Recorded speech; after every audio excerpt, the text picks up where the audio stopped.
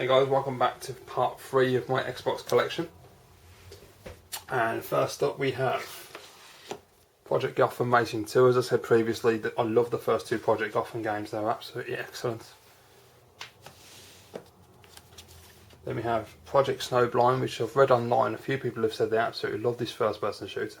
For me, I just can't get into it. It's a sci-fi first person shooter, so I should really enjoy it, because there's 2 things I enjoy, sci-fi and first person shooters. I just can't get into this game. I've tried really hard to, but I think the story's kind of throwaway and the game just doesn't pace itself very well. I just find it really hard to get anywhere. Yeah, it's a shame, because, you know, it should be really good. But on the plus side, it's got a great cover. Then we got Rally Sport Challenge, which I absolutely adore. I've mentioned it a few times. Rally Sport Challenge 2, which is even better. The lighting effects and the ice and everything just looks superb, and it plays really, really well. Rayman 3, Hoodlum Havoc. Very good 3D platform, which has got really bloody annoying speech on it. Red Dead Revolver, which I think I mentioned in the pickups video, I wasn't that impressed with. It's kind of put me off buying Red Dead Redemption, but I will get Redemption at some point just to try it out, because, you know, they might have refined things and made it much better on a new console. I mean, the amount of good reviews it's had, I've not seen a negative one yet, so I think it's definitely worth giving it a try. Reservoir Dogs, surprisingly fun third-person game. I was quite surprised actually, because I really wasn't expecting any good. I thought it'd be crap, but it's just the language is appalling. But you can't really expect that, I suppose. But the actual action is excellent. Another surprising game was Rocky Legends, which I'd never thought I'd have enjoyed that, because the first Rocky game on the Xbox was shit. But this one, it's absolutely superb. It's just so much fun. You just get so much pleasure when you win a round, and when you win the match, you just like, oh, you just feel really chuffed. It's just great. Return to Castle Wolfenstein. Really nice Wolfenstein game this was. I really enjoyed this one. Excellent first person shooter. Shadow Ops Red Mercury. Disappointing, because when I first had this back in the day when it came out, I absolutely adored this game. It does halfway through the game get very, very generic, very boring. It's just a standard corridor shooter, but the first couple of levels were just so amazing. They just blew my mind at the time. Nowadays, I mean, I've played it since, and graphically it just looks awful. It looks really bad, and it's just sluggish, and it's just, no, it's not. This is a prime example of memories being much better than the actual game itself. Shell Shock Nam 67. I've only played it a couple of times, but it's a pretty decent war game.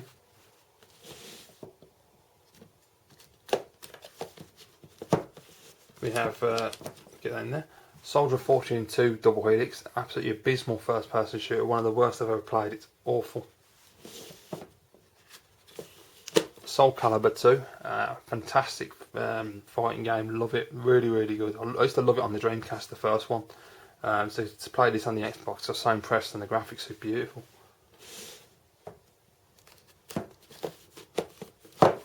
SSX Snowboarding 3.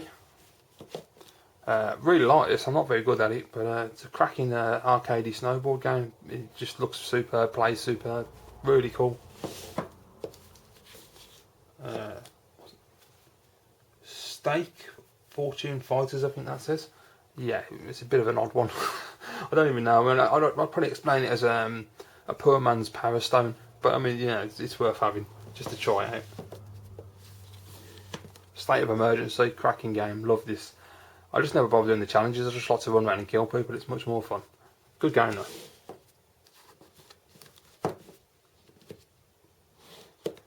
Street Fighter Anniversary Collection, which is just self-explanatory. I mean, look at the artwork. The cover's fantastic with Chun-Li and Ryu. Ryu looks a bit Western, but I'll let him off with that. But absolutely fantastic title. I mean, you've just got a load of great Street Fighter action. You can't go wrong with that, really. Siberia, it's a point and click game. I sucked at it. Please check out my gameplay and see how bad I was at it. I just did not get the game. Chronicles of Riddick, Escape from Butcher Bay. Really good in-depth first person shooter. Surprisingly good actually. They did a cracking job on that one. The Godfather, better than I expected. Pretty decent sandbox, not bad at all actually. Much better than Mafia. The Hulk Ultimate Destruction I got recently was just brilliant. Great sandbox experience. The whole controls perfectly. It's so well made. This game is. I love it. Matrix Path of Neo, much better than Enter the Matrix. Really enjoyed this. Nice graphics. A bit heavy on the movie cutscenes. I don't think it was necessary to have those in there, but really good game. Well thought out. Much better than the Enter the Matrix title. On the other hand, you've got The Warriors, one of my all-time favourite movies.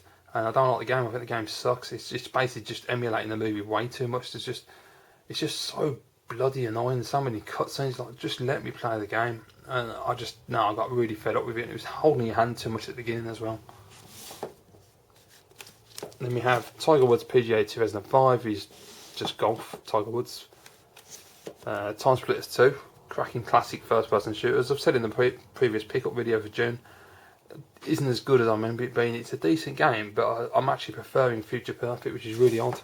And talking of that, here it is. Time Splitters Future Perfect. It's really good. Then we have Tom Clancy's Ghost Recon Advanced Warfighter. Really impressed with this. I mean, I only picked this up on the off chance it might be any good because I played the 360 version, which was superb. But the graphics on this are so good for the original Xbox. I can't believe how close to the 360 they got. I mean, you can definitely see the difference, obviously, but I mean, really impressive. Then we have Rainbow Six Free. I'm crap at these. They're too tactical for me. I prefer my first-person shooters where you just kick in the door, throw some frags down, and shoot everybody that's remaining. You can't do it with this because you just die.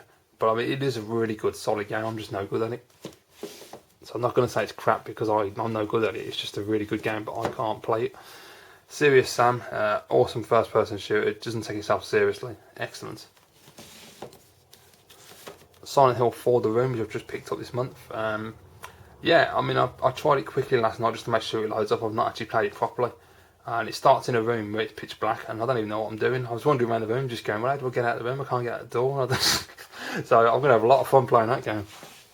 Okay, then we have the Splinter Cell collection. We have finally got my Black Label Splinter Cell, thank God.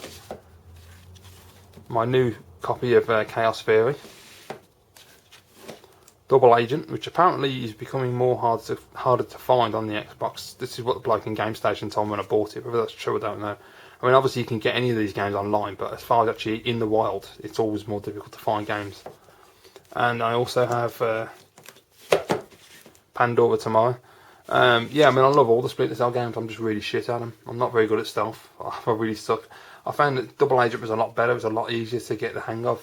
It wasn't as intensely stealthy. At least not from what I'd seen so far. I was quite impressed. Tony Hawk American Wasteland. Gotta say, I was expecting it to be crap. I've not actually played the Wasteland part. I just had a quick look yesterday at the Classics mode to play old Tony Hawk, which was just brilliant because the graphics have been updated and it looked awesome. Tony Hawk 3, my favourite Tony Hawk on Xbox. I love this game. It's just classic Tony Hawk. Great music, great characters, awesome level design, brilliant. Then we have Tony Hawk Underground 2, which, like American Wasteland, has a Classics edition, which is brilliant because I don't really like the Underground games, but the fact that it's got Classic mode is brilliant. Top Spin, tennis, it's alright, it ain't no virtual tennis though. True Crime, which one's that? New York City. And True Crime Streets of LA. Now, Streets of LA is bloody terrible. It's a real mess of a game. Whereas New York is a lot better, but not that much. It's better than LA, but it's still a bad game. I will say, guys, the biggest surprise of E3 2010 for me has definitely got to be the new True Crime set in Shanghai. If you haven't checked it out, go and check it out. Check out g4tv.com and have a look at the gameplay that they were showing on there. The fighting mechanic just looks amazing. If the game really does play as well as it looks, I can't wait to try that out. I think they might have rebooted it and got it right. Then we have Turok Evolution, which I've just picked up and I've not played yet. I've just tested it to make sure it works. It looks alright. And we have Ultimate Spider-Man, which, as I said in the pickups, is a really nice sandbox game. Really impressed with that. Now, the last couple of games are games that are on a different shelf on the other side of the room. So instead of just moving the camera around, I'm just going to show you them. We have, and it would help if I got them in the right order. Okay, first up we have Unreal Championship. It's alright. It's Unreal, you know. It's like old school deathmatch job in it. You can't go wrong. Then we have Urban Chaos, which I absolutely adore. This game, it is so brilliant. If you love first-person shooters with foul language, violence, and the ability to smack someone in the head with a riot shield, buy this game. Reckless Yakuza missions. I actually like this a lot. The graphics look great. It's just fun. I think people forget sometimes the games are supposed to be fun. You ain't supposed to take them seriously. 13, brilliant cel-shaded first-person shooter. And the last one is X-Men Legends, which I believe is an RTS, which I don't understand how to play, but I'm trying. So yeah, guys, that's all my 131 Xbox games. As I say, I'm bound to pick up a lot more. There's a lot more I want to get yet. So keep an eye on my channel, and I'll do updates as I get them. But thanks for watching, guys. Hope you enjoyed the collection, and I'll see you all again shortly.